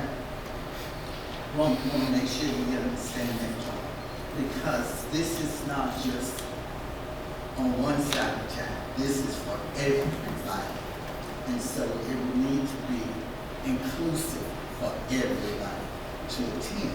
So I want to know if the city has developed a committee or got an organization or whatever to do the investigation to find out how much it will cost to develop this community center. And if you're putting any effort into doing that, are you? Mr. Greer, I think that we're going to have some news soon. I know that that staff have been working on community center development, and I hope that we'll be able to make an announcement soon about some partnerships for developing community centers. And I know that there's a good bit of money in the budget for the development of community centers for Dublin. So without getting into the specifics, we've just been here a few months, but I think that there is a commitment to providing these services to all the different parts of the Dublin community. Good, because I would hope too that you would include a section in there for me, senior citizen, okay? That we could go and play cards, we could eat, we could dance, whatever senior citizens like to do, and we do like doing that. When you're not playing pickleball, right? That's right. And that's a good thing. That's a good thing.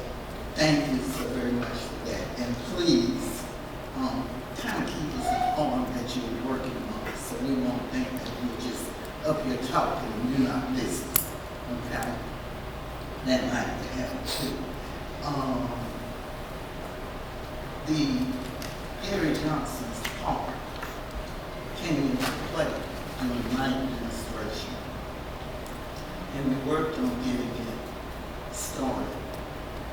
Is there a reason why it's delayed now? You want to address that, Mr. Brown? We had a group come, a planner come and help look at the, in fact, it was just this week, wasn't it? Yeah, to get us up a design. So that's in progress right now. So you're getting another design in addition to what was already done? We just had a concept before, it wasn't an actual, well, so, yeah, that original plan with the pavilion and all had been changed. And so we're looking at making it a very nice green space and providing some different features there. So that's in the works right now. Yes, ma'am. That's a good thing, because you got two more you need to work on. Thank you. Thank you, Mr. Greer. And I had an opportunity to meet with Carmine Fraschetti out of Athens. He also works for the University of Georgia. He's a fantastic designer and landscape designer, and he came down and looked at the area, and he's going to be giving us something for the Gary Johnson Park, and hope to move on that soon. Thank you. Summer's right around the corner, and you know what that means. It's vacation time. Here at Dublin Nissan, we can get you ready for vacation, whether it's a new Nissan or Chevrolet, or just servicing your current vehicle. And guys, if you're looking for a new fishing truck, you can't go wrong with this all-new 22 Frontier. And if your needs are bigger, we got the trucks for you too. It's your choice. I know what mine is. Remember, Don sells Corvettes well. Hurry in to Dublin Chevy Nissan. We just want to invite everybody to come on down to the Houston Clinic and check us out at our new facility. We've been in Dublin for a while now, obviously, but have a new office here, and we'd just like you to come down and see some of the new stuff we're offering. And if you need to get checked out, we'd be glad to do that for you. We've got able to do some ultrasound-guided injections now, and physical therapy, and just a little bit better space, so hopefully we can get you in and out of here a little bit quicker. Come by and see us today at our brand new location, the Houston Clinic, Medical Drive in Dublin. All right, any other citizens' comments? All right, we got lots of folks. Come on forward, Ms. Holliday, and then we'll hear from Ms. Baker. Just a couple of quick things. First off, my name is Teresa Holland. The first thing I wanted to ask, and I don't know if I just need to say council, but I know that you all were doing 1,000 trees Well, I wanted to know if one of those trees could actually be planted where we just did the water fountain at, on the, south side of town. We would love to have one of those trees put there. I know that's in the area, I don't know how it works, but that would be great. The girls would love it, the neighbors as well would love it. Also, I know Mr. Dubois and a couple of us have that fountain there. We're trying to get water and lighting to that fountain, which would be great. Beautification, because we're on that 441 area, we're still, it's leading off that interstate coming into town and leading into Dublin. We're trying to help, you know, the city make the area a whole lot more pleasing. And then also, we don't have a flagpole. I don't know how that works, but that would be something that would be great in that area, to be put there as well, to beautify that area of the community. Just want to throw that out there. I love this. So the water construction has already gone and the water line is there. I think that, if I understand, they're waiting on a pump, right, to get it hooked up, but we're ready to do that. The flag pole is in, and it came earlier than we anticipated. And our street department will be, actually I need to meet with whoever is interested in being a part of where that's located, Ms. Bradshaw. And then the only thing that we're waiting on with that is we don't want to put it up before we have lighting. It needs to be lit, you know, at night. And, so we're going to get all that together, but it should be very soon. We can deliver on that. When you do, so that way the kids can be there. Sure, absolutely. Oh yeah, we'll let you know for sure. The other thing, Mr. Curtis, thank you. I agree with Mr. Curtis in regards to the area. I know you all are working, you know, diligently, trying to commit to all of our concerns and rights. So I thank you all for that. But, you know, I agree with Curtis with us trying to bring programs in the area, not only from the community, but, you know, we have our community mental health and our elderly programs, the youth organizations that we have, that all utilize that area. So I just wanted to echo off of the urgency and the need, you know, as well as the space, like he said, for that area. This week alone, the weather has been unbearable, but my girls have been out there because we don't have the space. And willingly, these girls and their parents showed up because they want something to do in the community. Again, I know you all are working on something, but I just wanted to just put that out there. You know, I know nothing's gonna happen overnight, but at least, you know, think of some ways that we can put these kids inside of a facility until that time, I guess you would say. And then the other thing is, and this is my last one. The other thing is, when you all are up here and you're making your decisions, I know that, you know, it's mind-boggling sometimes when you've got us out here knocking at you, but I just want to say that, yeah, I appreciate the work that each and every one of you are putting in, whether it's agreeable or not. I really appreciate what you're doing, because this city is going to take all of us. It's not just council's responsibility, it's us as the people as well. So don't think that we don't see your work in vain. When I say we, I don't mean, but don't think that we don't see your work in vain, because we do. And again, even with our Dublin Housing Authority area, you know, these kids are passionate for our city. They're going to be our future. So any decisions that we're making throughout the city, please consider these kids in the areas that they live in. Thank you. Thank you, Ms. Holliday, and appreciate your volunteer work and your service on the Housing Authority Board as well. Appreciate all that you're doing. Any other citizens' comments tonight? All right, Ms. Smith, and then we'll do Ms. Baker, and then My name is short and sweet. I just want to say thank y'all to everyone on the city council. Y'all been doing a great job. I get to see a couple of hats that y'all wear. They're real heavy, and I admire everything that y'all do. Keep up the good work. Stay encouraged. Stay hydrated. And I also want to say that I love living here. I've been here 8 years. I lived in South Florida for 17 years, and with all the kinks and everything that we're working through, this is hands down the best place to live. So let's grow together and continue to do what's best for our community. All right. Thank you. thank you, Ms. Smith. And as I told you whenever I came in, I always appreciate seeing you whenever you come to meetings. You always have a positive attitude, and I also appreciate you giving the invocation tonight. Mrs. Baker. I appreciate all they have said, because this Great American Cleanup with the girls, they all came out volunteers. We met at the County Cultural Center and the gym. And also, part of the Great American Cleanup was to put the fountain there. I found a vision. And so we do have a good community. We do have volunteers that work, come together, pull together. Anybody that is in the Great American Cleanup? A lot of that community was really anyway, it was a great time. And we are thankful that we are blessed with a beautiful community, and we want to keep it that way, clean and beautiful. And we're blessed with volunteers that want to help do it.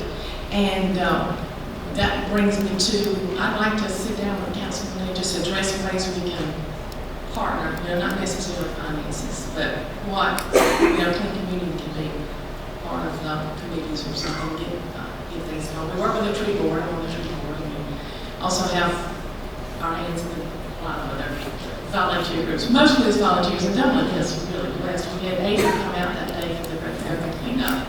But I did want to invite you for our 40th anniversary. It'll be June 28th at the Carnegie Library at 12 noon. And a free lunch. And Ms. Carolyn Crane will be the speaker. And we do want to recognize, Dublin, for years, all of our councils have always been environmentalists. We want to keep our community beautiful for years to come, and we'd like to be part of it. Thank you, Mrs. Baker. Patsy. Anybody else? Thank you. Come on down.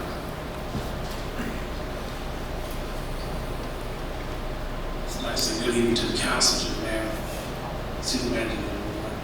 I'm the one that came before you about a month ago, and was I'm the neighbor that lived next to it. Used to be where the gas company used to be. I just want to say thank you guys for getting on there real quick. And I mean, it just shocked me. I appreciate it. I do have a couple questions. Is it possible that you guys can probably get the land checked for the environmental safety, and also could we possibly open the library right up, just some kind of research in there that would be positive for the neighborhood, maybe for people that can't get out to all the places in North County, something there. I know you own the property, it's out of respect. Could we, I just like to know what's going to come. So I mean, I'm right there with you. Right. Well, I appreciate you coming and saying that. I just want you to know that we're trying hard. We can't do everything, but we listen, and where we can act, we do act. And in this situation, we heard your issues that you had and that your neighbors had, and we're trying to make an improvement. I think one of our highest priorities as a council is protecting our neighborhoods and encouraging our neighborhoods and making our neighborhoods great places to live. So that's a step in that direction. As far as the future of the gas department building, the budget that was passed at our last meeting included funds for converting that building into a community center. So as far as the details of how that's going to happen, that's going to involve input from the community that lives in the area. But we do have funding in place to help with that, and hopefully we're going to have some great partners come on board, and that this will become a great resource for especially for the kids that live in that community. So I hope that that's going to be a real positive thing for the people that live in that area there. Thanks so much. Thank you. Any other comments? Any other citizens' comments? Yes, please come forward.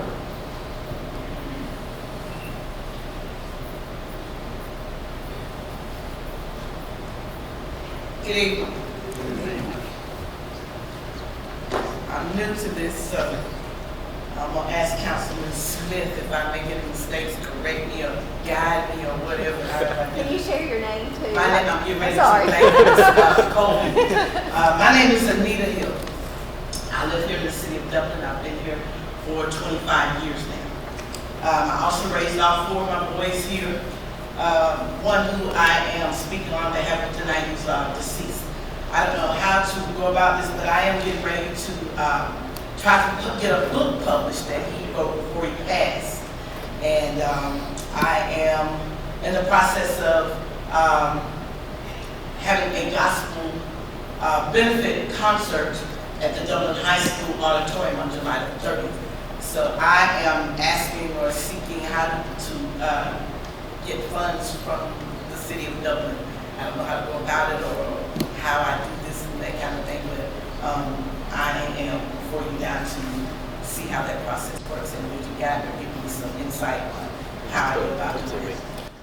Well, thank you for coming. What we normally do in situations like this is ask you to come see the city manager, Mr. Powell, and he can find the right staff person within the city. We've got 258 employees. I think it's 258 now.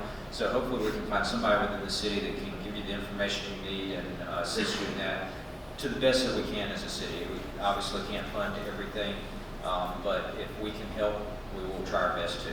So if you would like to meet with Mr. Powell after the meeting tonight, he can get your information and get that set up. Thank you so much. All right, thank you for coming tonight. Any other public comment? Thank you. Greg? Good evening, everyone. I'm Ray Mudbury. You all know. I live in the Pinehurst Court community. I spoke with several homeowners in my community. You know, the trees that come down Pinehurst Court, they kind of hang low. Can the city take care of that for us? And I They're in the right of way. Excuse me? If the trees are in the If they're in the city's right right of of way, way, then the city can trim it back. Yes, we appreciate that. And the bridge, the roads over there in the community, we got a lot of potholes. Can the city take care of that? Springwood? Yeah, we can come over there and look at it and see what needs to be done. Absolutely. I think that Greenwood, that's on the resurfacing list that's coming up. I think you and I discussed that, but it is on the list. And we're getting ready to, the council just approved that list and we're getting ready to put that out for bid. So we should hopefully have some action on this thing. We appreciate that. I have a lot of more concerns when the people in my community give me the pictures. I will email them all to you all. And we appreciate everything you're doing in my community. Because we want our community to look as beautiful as your community. So, thank you. Thank you. Your community is our community, so we want it all to be good. All right. Thank you, Ms. Bloodworth, for that. And, you know, I really appreciate you bringing these concerns to us because, you know, that's what we're here for. And I know that you had concerns about streetlights, trees, and, you know, we're doing our best to help those neighborhoods look great. Thank you for bringing those to our attention. Anybody else? Anybody else have public comments tonight? The City of Dublin, yesterday, today, and tomorrow. Your city to live, work, and play.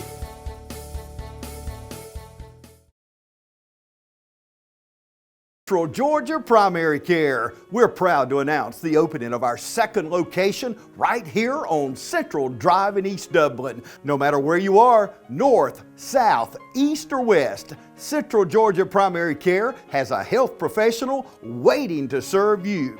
Central Georgia Primary Care, next to Paul's Tire on Industrial Boulevard in Dublin, and now at our brand new location on Central Drive in East Dublin, right next to Thomas Auto Supply. Need an appointment? Call us at 478-202-9440. Central Georgia Primary Care, waiting to serve you at both locations, Industrial Boulevard in Dublin, and now on Central Drive in East Dublin. Well, it is now 7:15. We've been at this for a while. I really enjoyed these town hall meetings, getting out into the community. I know this is your ward. Bill, do you want to make any comments to start us off with the council comments?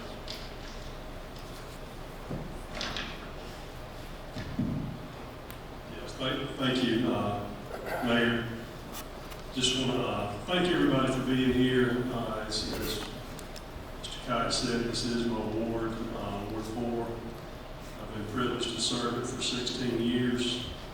I had my son here tonight to be sworn in on the youth council. again. He was a mere 18 months old. So we just want to say that through this process, we meet every other Thursday. A lot goes into being the city council, and we appreciate the kind words. But I did miss a lot of Thursday nights, of his life thus far. He's going to see a little bit about what goes on, sitting in the like seat. So again, I don't take it lightly. And again, as far as sitting in this seat, we want to make the community better for everybody. And Ms. Bloodworth, thank you for being the eyes and ears out there. You see things going on in Ward 4 that I'm not aware of. I appreciate you relaying that to me. And I think I've shown that we try to get things done. So just thank everybody for being here. I want to thank Felicia and city staff for providing the refreshments, and also Liberty Baptist Church, again, like Mayor Kite said, what a venue. We appreciate you hosting us. All right, thank you for those comments, Bill. Would staff like to make any comments tonight? I'd just like to say thank you to Felicia, Aaron, for putting together a lot of this event, as well as our city clerk, Heather Browning, who's instrumental in securing the facility for us. Robert Jefferson back there, who does what he always does with our screens and make sure we can show the public what's going on, as well as Royce Hall and Regina McDaniel, who are city employees but are also on the Youth Council Commission, and they have done a lot of work to keep that program going, and really appreciate them. And Regina was here tonight earlier with the youth to be sworn in. And if you like the food, Mr. Gregory Tucker is who provided the food, so thank him for that. And yes, Mr. Gregory, I see you out there. Do what? Yes, and the Youth Council and Teen Corps will be going and attending a presentation that our Tiffany Stanley and some others, I think, will be presenting on youth councils and teen corps and helping other cities get those programs started in their local communities, because it's a really great thing. So, and yes, thank you to Liberty Baptist Church. They've been very gracious to host us here. It's a great facility, so thank you. Thank you, Josh. Any other, anybody else want to make some comments from this city staff?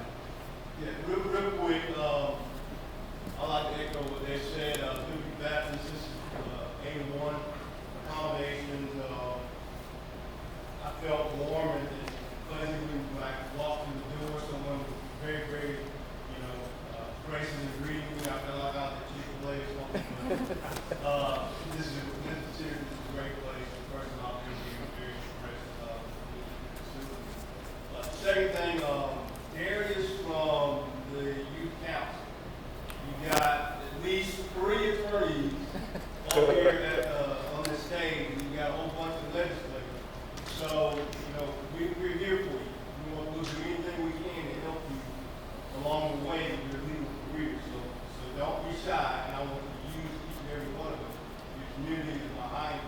We want to see you on the Supreme Court, okay? And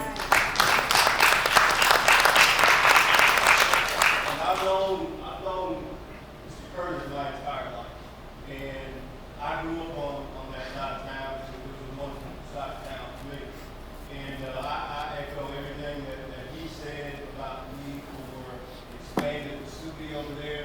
I've seen in other places, specifically in Mid County, South Mid Recreation Center, has something just like you provide us with. It was it's an expanded facility, and I see lots of different types of people in that facility. They've got the courts for the kids in the back, but they've also got, the fitness center in the front for people that look just like us and look just like you out in the audience. It's a great mix of people. They've got rooms in the back for all sorts of classes. They've got pool tables. It's just a lot of stuff going on in that facility. And for making it, that was really helpful for that side of town, because it did an awful lot of good. And you got a lot of people that wouldn't want to go to that side of town, on that side of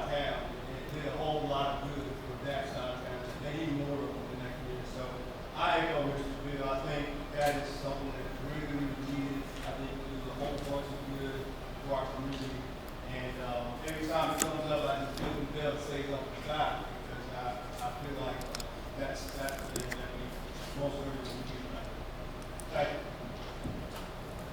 Thank you, Mr. King. Any other staff have comments, want to make comments tonight? All right, well, yeah, I just want to say, really, can you hear me now? I just want to congratulate Darius, man. For me and Mr. Jones down there being in Washington, D.C., just to witness how Darius had his demeanor, his poise, it was just amazing, man. So I just commend you on that and keep striving for greatness. Also, Mr. Curtis, just piggyback off Mr. Curtis and attorney down there. Get your name. Julius. I'm joking. But yeah, me and Mr. Curtis go back and forth all the time about going to the gym. It's been, I'm 31 years old, and the gym hasn't changed since 31 plus years, and it's definitely time for a change. It's definitely time to see this man. I'm 31 and I still play there till this day, and it's the same. So we do need that change in the community, and I just want to thank the community just for coming out and speaking up. We need more of this. We need to always hear from the community to help make these decisions. So I appreciate everyone coming out tonight. Thank you. Thank you, Chris. Rich, do you have any comments tonight? I just want to piggyback on how great the facilities here at Liberty Church are. Appreciate the hospitality. Appreciate everybody coming out and listening to us for 3 hours and 21 minutes being involved. So, Mr. Schmidt, you said something that struck home with me about loving your neighbor like you love yourself. And I think everybody up here is here because we do. Or we try to the best that we can. What I want people to know is that we make decisions, and sometimes those decisions are not exactly what you feel to be right, but at the point and in the moment is the best for everyone, right? So there are some things that we've got to do as a council to make it a better place for you. I would suggest that before we make any assertions about what we're doing, ask us, because maybe there's an explanation for how we get here by doing something now so we can create something in the future, right? So you wouldn't put the mayonnaise in the pantry and the peanut butter in the refrigerator, right? Like you got to put the right things in the right place at the right time to make all things work. And so I think that that's happening more than you guys realize. I think that this has been a long time of doing things one way. And I think that you've got a council, and I think this is the largest turnover a council has had in Dublin. I mean, four new people of 7, right? So, like, give us some time to go work for you. We get stronger by you supporting us in what we do, right? And your presence here, and you talking to us, and you giving us insight helps us do the things that we've committed to doing for our community, all right? And we appreciate it. Sometimes I think that the faces go blank out there when we make a decision, but those decisions are for the long term, to try to help us move forward. And I appreciate all y'all. Sorry for being long-winded. That's fine. Thank you, Rich. Paul? Yeah, I want to thank everybody for coming. Certainly appreciate all the comments. They are very helpful for us. Gives us some direction and things to think about. And I'll echo pretty much what everybody else has said. And y'all have a great week. Watch the heat, and see y'all soon, I hope. All right, thank you. Sarah? I just want to say it's so exciting to get to talk to each one of you, and I would echo what Rich said. If you have an issue, come and talk to us about it. We so want to talk to you. I so want to hear from you. There are things that I heard tonight in pre-council that gives new light to an issue that I would have never thought about before. So it takes each one of us being honest with one another and helping one another out to see all the different sides and the perspectives. So I really appreciate everybody coming in and being willing to talk and have open dialogue. I would really encourage you to use the app, My Dublin 311. I tell people about it every single day. People don't know who to call. People don't know who to report an issue to, from potholes to trimming trees to issues with how to even contact emergency services. So please install my Dublin 311 app on your phone. Even if you don't live in the city, if you work in the city, it's important for you to be involved. It's going to take each one of us taking care of our territory, right? I don't always see everybody else's territory. It's all of our territory. So when I walk by somebody's house and I see a piece of trash laying on the road, I'm going to pick it up. Right, Miss Patsy? We're going to do it. So we all have to help take care of one another. It's not just my thing. It's not just your thing. It's going to be this whole community coming together and not saying, that ain't my trash, I ain't picking it up, right? We got to get out there and sometimes do the work for our whole community. So I'm excited about that and excited about progress that we're making. So thank y'all for coming out. Thank you, Sarah. Tess, do you have any comments? My heart is really heavy right now. So I just want to say thank you all for coming out and just pray for me and my family. Thank you. Thank you, and I know that we've had some tragic losses in this community and that they hit home for some of us, and we definitely need to lift you and many families up in prayer. Mr. Jones. Thank you, Mr. Mayor. Excuse my standing, my back being a skill, so I had to stand up and stretch my back. But I'd like to congratulate Mr. Lord on becoming the new Youth Council Director, Mr. Carswell for being the new team court director, and the Mayor Darius, Mr. Darius, is standing there. I'm very impressed with you every day. Every time I see him, I'm very impressed with you. And as everyone said, echoed by O'Connor, I'd like to remind, but I will send out that schedule, but to let everyone know that they do have summer league basketball going on at the O'Connor gym, and some of our legends are out there, including our very own Mr. Smith. Chris Smith is playing on the team. Mr. Ben Smith is on the team. There's Dublin High School, East Lawrence, West Lawrence. Come out and see these people play and watch and enjoy it. I'll send the schedule out to everyone tomorrow, and I do hope and pray that we talk about doing changes that, since that is my ward, we talk about the gym, the golf course, the Captain Library, I am in those talks because I do hear the voices of the people. And as we talk about doing things, we got to learn as council, not just stay in our little group and ask certain people, ask everybody. You'd be surprised what you got. I grew up on that side of town, on Stovall. I know a whole lot, grew up in the south side. So don't just think in our little group, we sit there and oh, we learn a lot. You can learn a whole lot before we make the decision to come in, and we just reach out and ask and listen to not just to certain people, but to everyone. So as council, we must learn to listen to all voices and listen to everyone. Someone stated earlier, and I look around and think about it, this is the most diverse council that we've had in a long time, if not the most diverse council. So with that being said, we got to be diverse in every aspect, willing to be open and transparent to not only to the people, but to each other. Thank you. All right. I just want to say one thing to Mr. Smith. I was actually at the gym coming to watch the game yesterday, and I got the news about Kerry Hall, and I had to leave, but I was there to support you. All right. Ms. Drigger, would you like to make another comment? I just want to remind everybody to go vote if you are a Democrat. The early voting closes tomorrow, and you vote Tuesday the 21st. And you got to vote for the Lieutenant Governor, the Commissioner of Labor, the Commissioner of Insurance, and the Secretary of State. All right, so that's just a reminder about the voting opportunities, that early voting closes tomorrow and the election date is on Tuesday. Yes, Ms. Smith, we'll have this as a last citizen comment. Ms. Smith, would you like to?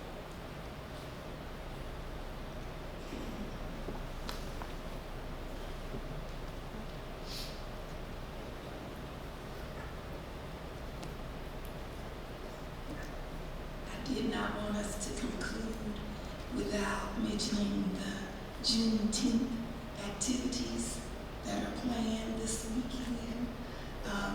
I'm not on that committee because they chose young people, but they're starting with a parade. They have a whole agenda, and I am very proud